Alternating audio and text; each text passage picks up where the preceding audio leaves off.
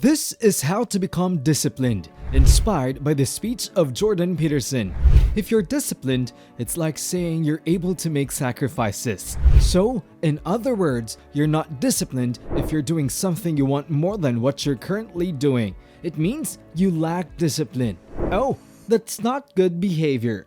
Maybe that works for you, and that's awesome if that's how things are going in your life. But I don't think that qualifies as discipline. So, that feeling when you really want to do something right away, but then you're like, nah, I'll hold off on that for a while. Maybe even forever, but definitely for a good chunk of time. Instead, you decide to concentrate on something that you believe will be beneficial in the long term. So, here's the thing. If you take a moment to think ahead, you might realize that if you resist some impulsive pleasures today, it could actually help you have a more secure and productive tomorrow. There are some really amazing individuals out there who have made some serious sacrifices. They've had to delay getting what they want and make some tough compromises for the sake of the future. When you wake up in the morning, do you ever think to yourself, alright, today could be a good day?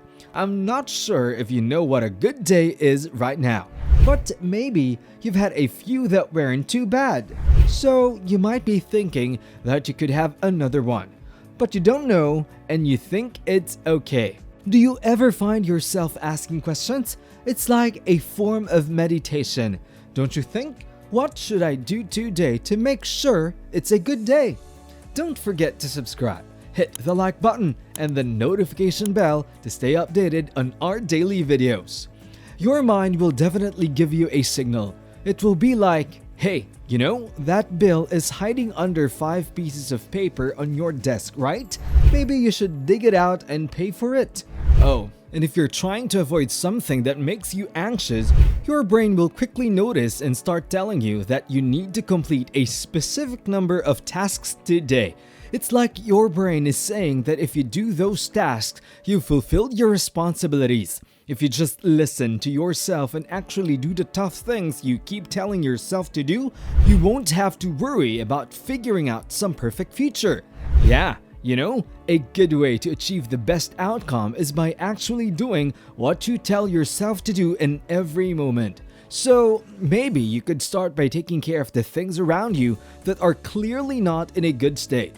It's actually pretty simple, my friend. Oh, come on. It's really simple. Just take a seat for 10 minutes and tell yourself, okay, let's be real here. It's not as bad as it sounds. I promise. I'm gonna be honest with myself. Yeah, I guess I do a bunch of dumb stuff that I could totally cut out to improve my life and make things better for the people around me. So you're wondering, okay, what exactly are those? If you're genuinely curious, you have to be prepared for a lot of information that you might not necessarily want to hear. But deep down, you already knew it was true, didn't you? So you can just ask yourself, alright, that really sucks and it's just terrible. That doesn't really speak highly of you, does it? Is there something I'd be willing to do that I'd actually do? I could totally help with that. It's just one of those questions that can be a bit tricky.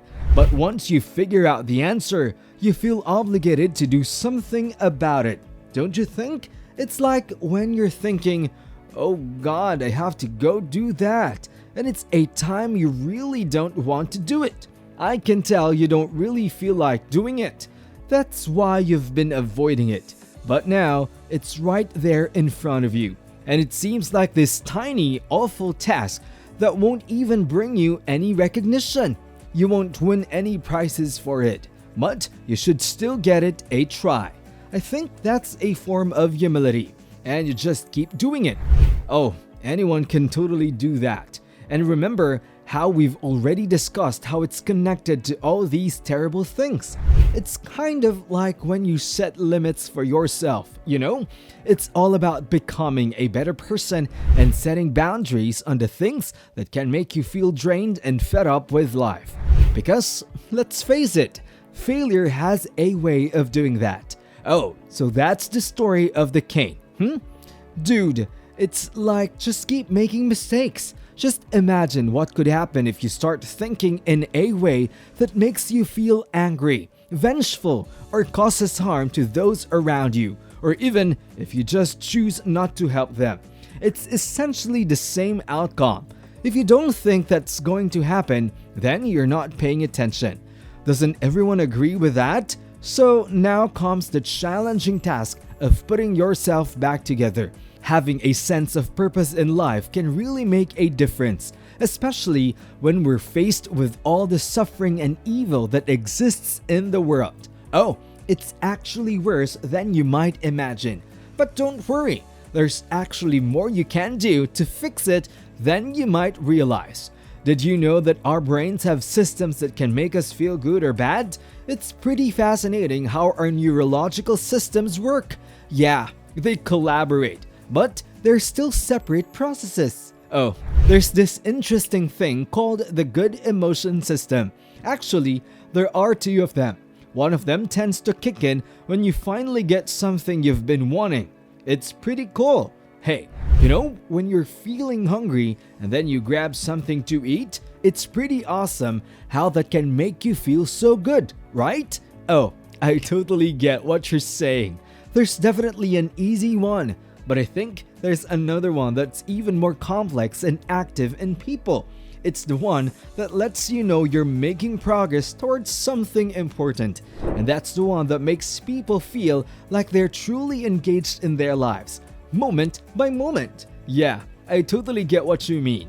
It's like when you're hungry and you have a satisfying meal. It's great in the moment, but then you're on to the next thing, right? It's not something that lingers around. Yeah, I get what you mean. It may not be the most fulfilling thing, but it's definitely necessary. Oh, so this is what they call a consummatory reward. Oh, by the way, there's another way of giving rewards, an incentive reward that actually involves using dopamine.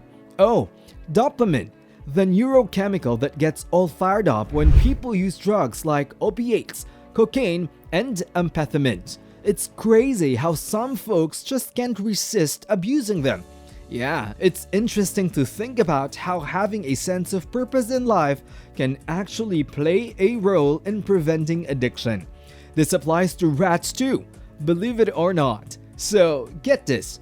If you take a rat and stick it in a box, all alone, with absolutely nothing to keep it occupied, and then you introduce some cocaine into the mix, guess what happens?